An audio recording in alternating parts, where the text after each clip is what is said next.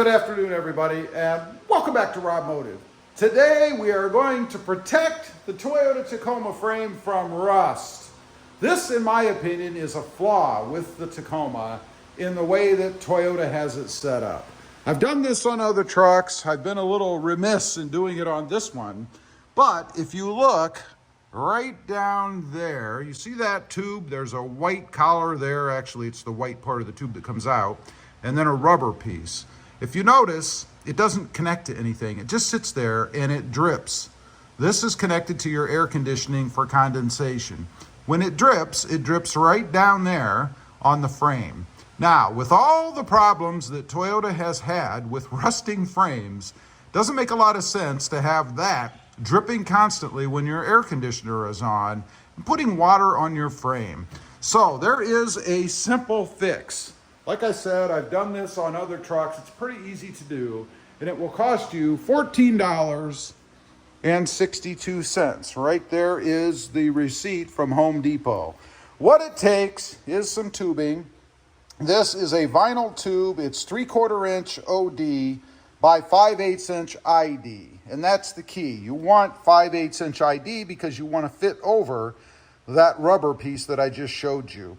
And by the way, speaking of that, you do want to make sure that it fits over so that that rubber piece is inside versus on top, because then it has a lip it would have to overcome here. And you can imagine things would build up.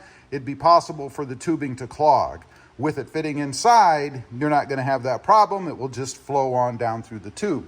The other thing you need is some sort of a hose clamp. This, I believe, is a number 6.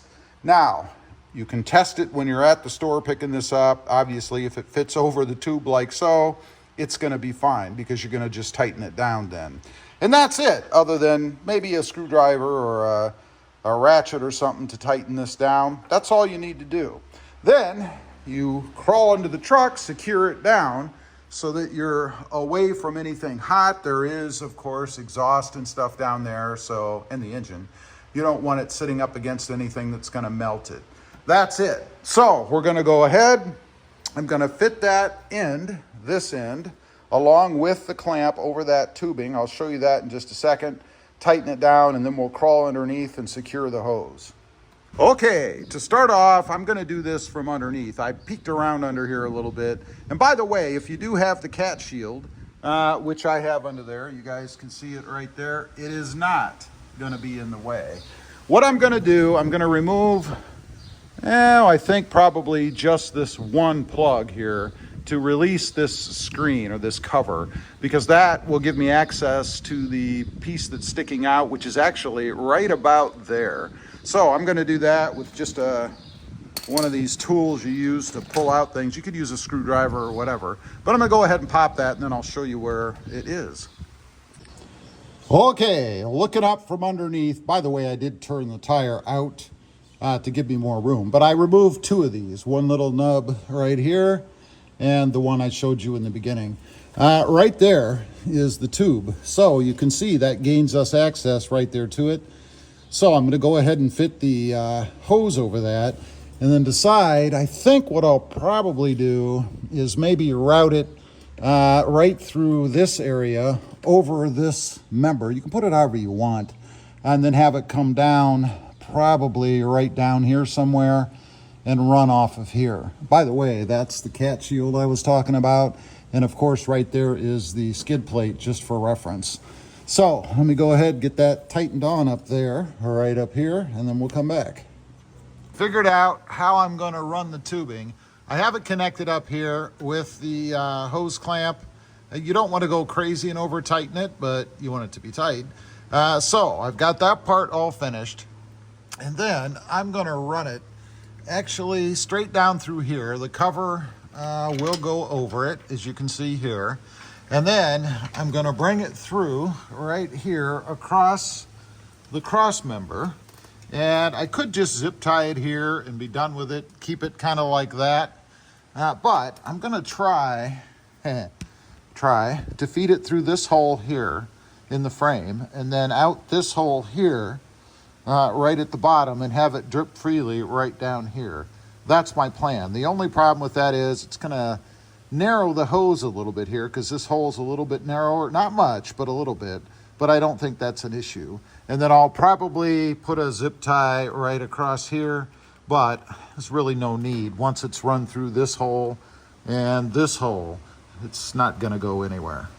Here is the final iteration, excluding pushing the pins back in for the cover here. But it's gonna come down just like this. And I don't want it to be too severe here. I don't wanna put too much pressure on this nub that comes out of the air conditioning. So I'm running it just like this, and then I'm going to bring it down. It's zip tied right there, as you can see. I may pull it a little bit tighter, I'm not sure. Really no need. And then it's coming through this hole, and there's plenty of room for water to get through there. And then right here is where it's going to ultimately drain out. I will cut this back, probably maybe somewhere in this area or so. I'm not going to have it hang down that far, but probably cut it around right in here somewhere and let it just drip freely. That's it. Okay, just to finish it up, there's how I'm gonna leave the hose. Can't go back up, should be fine. We'll run right down there, right around the edge there, and then there is the buttoned up cover area. Not really holding it in place. What holds it in place are the two, I did put two by the way, zip ties here. And then, of course, going through the frame and coming out here, that's going to hold it as well. We'll take a look up top. Let's take a look from up top. If you look down there, right there, you can see, hopefully, the hose clamp. That's what it looks like from up above. And one of my main concerns was to stay away from the exhaust over here. That's why I didn't run it down through there, because I would have probably touched that exhaust pipe. And of course the hose would have melted, not a good thing. So I wanted to make sure I kept well away from the exhaust. So that's why I went through the wheel well. Pretty easy mod. I mean, this is not complicated. And I've got to say, again, with all of the rust problems that Toyota has had with frames, it doesn't make a lot of sense to me to leave that air conditioning condensation run right on top of your frame. Anyway, that's it. That's the video. Just a $14.67 peace of mind to save the frame on the Toyota Tacoma. Leave a comment. Let me know if you've done this. I'd be curious to know. Also, real quick, I do have 2 additional channels. Mod Driven, all about the Honda Civic, and RobMotive JT, all about the Jeep Gladiator. Check them out, and if you're interested, why not subscribe? And while you're at it, smash the subscribe button here too. Thanks for watching. Stay safe out there. Bye.